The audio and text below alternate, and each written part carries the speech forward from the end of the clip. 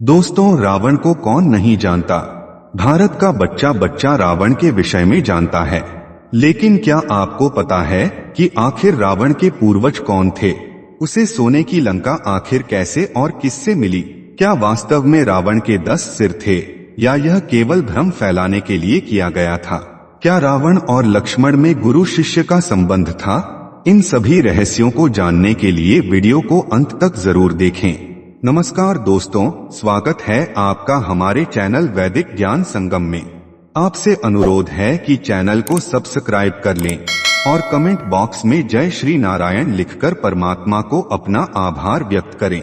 दोस्तों, रामायण के अनुसार रावण एक महान तपस्वी, ऋषि विश्रवा और राक्षसी कैकसी का संतान था। राक्षसी कैकसी ऋषि विश्रवा की दूसरी पत्नी थी। ऋषि विश्रवा की पहली पत्नी इलाविडा थी, जिन्हें देवर्णिनी के नाम से भी जाना जाता है, जिनसे रावण के सौतेले भाई कुबेर का जन्म हुआ था।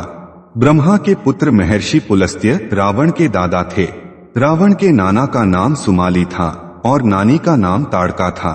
ये वही ताड़का है जिसे श्री राम ने बाल्यावस्था में ही गुरु विश्वामित्र के आदेश पर मार डाला था।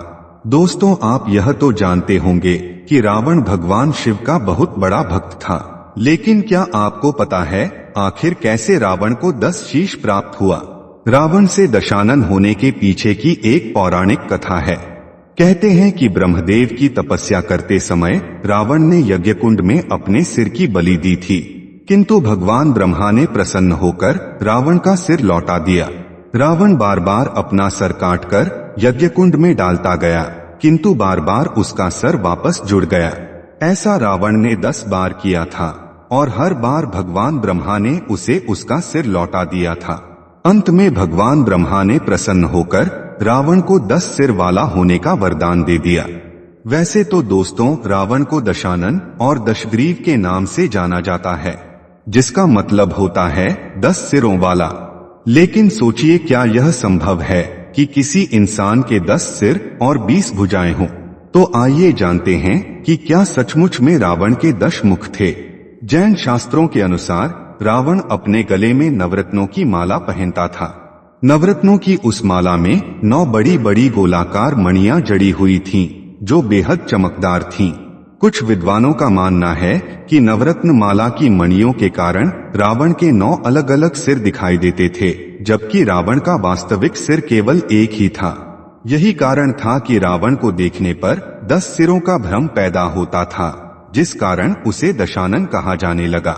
हालांकि श्री रामचरितमानस में यह साफ साफ लिखा है कि रावण के 10 सिर थे और इसीलिए उसे दशानन कहा जाता था। श्री रामचरितमानस में यह भी बताया गया है कि अश्विन मास के कृष्ण पक्ष की अमावस्या को रावण प्रभु श्री राम से युद्ध करने के लिए युद्ध स्थल में गया था, जिसके बाद अगले 10 दिनों तक प्रभु श्री राम ने अपने बाणों से एक एक करके रावण के 10 सिर धड़ से अलग कर दिए। इसी 10वें दिन शुक्ल पक्ष की दशमी के अवसर पर भगवान राम ने रावण का वध कर दिया। इस तिथि को हम आज विजयदशमी के त्योहार के रूप में मनाते हैं और इस दिन रावण के पुतले का दहन किया जाता है। दोस्तों, जब भी हम रावण के बारे में पढ़ते हैं तो उससे ज्यादा रहस्यमयी उसकी लंका को पाते हैं। रामायण के अनुसार रावण की लंका बहुत सुंदर थी, जो स्वर्ण नगरी के नाम से हर जगह प्रसिद्ध थी। ज्यादातर लोग सोने की लंका को रावण की धरोहर मानते हैं, लेकिन पुराणों के अनुसार यह धरोहर किसी और की थी।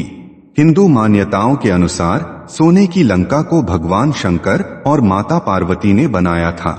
दरअसल शिव और पार्वती का निवास हिमालय में था। एक बार पार्वती जी ने भोलेनाथ से कहा कि देवताओं की तरह हमारा भी कोई महल होना चाहिए।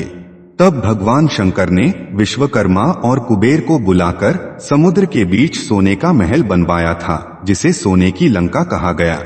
जब लंका बनकर तैयार हुई तो प्रवेश के लिए पूजा पाठ करने के लिए रावण को बुलाया गया।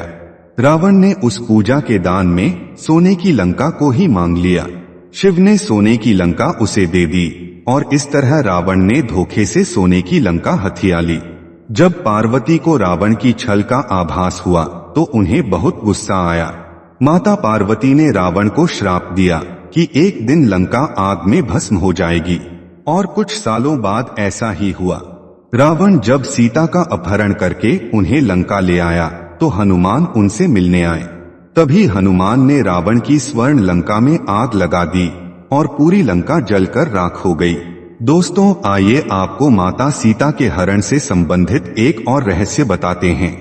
रावण ने माता सीता को लंका में बंदी तो बना लिया था, लेकिन वह उन्हें कभी छू भी नहीं सका।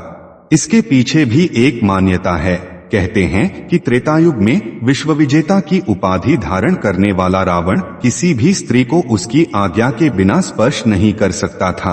इस बात का विस्तार से उल्लेख वाल्मीकि रामायण के उत्तरकांड में अध्याय 26 के श्लोक 39 में मिलता है। एक बार रावण विश्व विजय के लिए स्वर्ग लोक पहुंचा तो वहां उसे रंभा नाम की अप्सरा दिखाई दी। वासना पूर्ति की इच्छा से रावण ने उसे पकड़ लिया।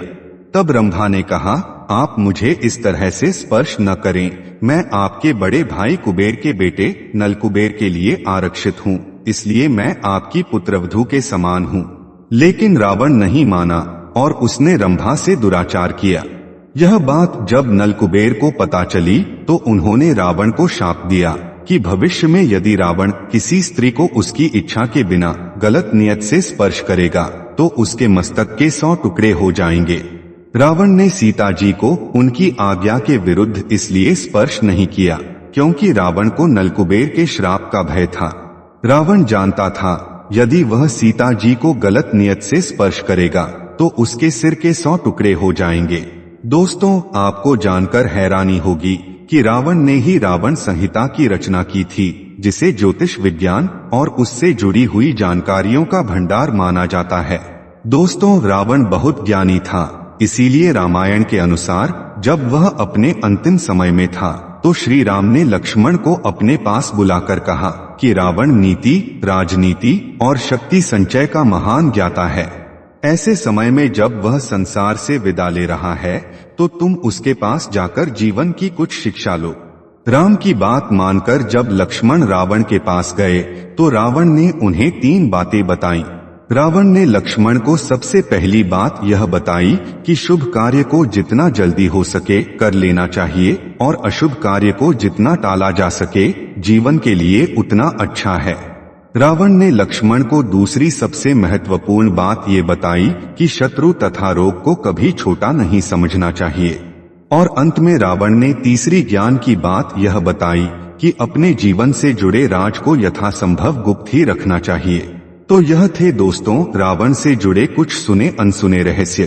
दोस्तों, उम्मीद करता हूँ कि आपको रावण के बारे में यह जानकारी अच्छी लगी होगी।